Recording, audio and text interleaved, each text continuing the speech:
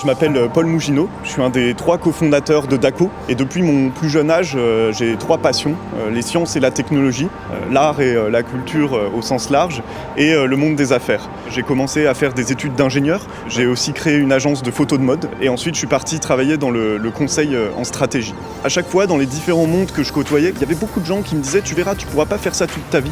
Au bout d'un moment, il faudra choisir un de ces 3 domaines. J'avoue que j'avais vraiment pas du tout envie. Mais en créant Daco, en fait, j'ai eu ce luxe de ne pas avoir à choisir, puisque j'ai créé le job de mes rêves à l'intersection entre la mode, la technologie et bien sûr le business. La mode, pour moi, c'est une passion, saison après saison. Je suis toujours émerveillé de voir la créativité qui est déployée aussi bien par les grandes maisons que par les créateurs émergents.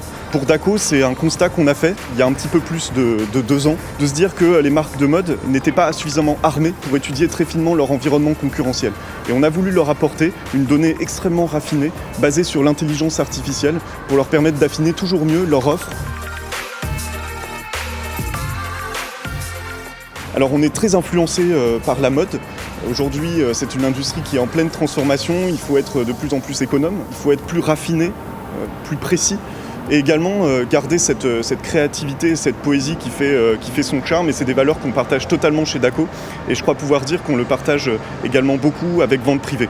Alors à l'inverse, est-ce que Daco influence la mode ? Ce que je peux dire, c'est que dès la création de Daco, on a établi des liens extrêmement forts avec des membres importants de cette industrie, que ce soit les fédérations de la couture, du prêt-à-porter, que ce soit le Défi ou l'IFM.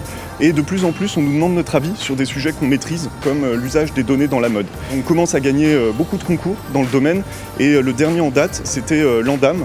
C'est un concours pour lequel on était finaliste et qui est un des prix les plus reconnus dans le domaine de la mode et de la technologie. Le monde de la mode attend d'être bousculé de la part des startups parce qu'aujourd'hui ils se sont un petit peu endormis et grâce à la technologie, ça va tout disrupter.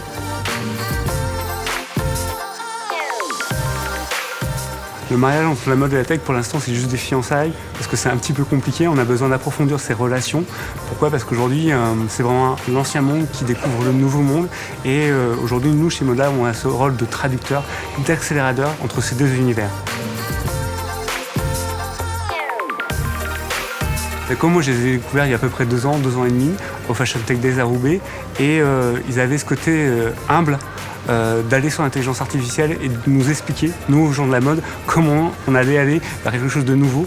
Aujourd'hui, je les ai vus grandir, progresser, et je trouve ça vraiment impressionnant.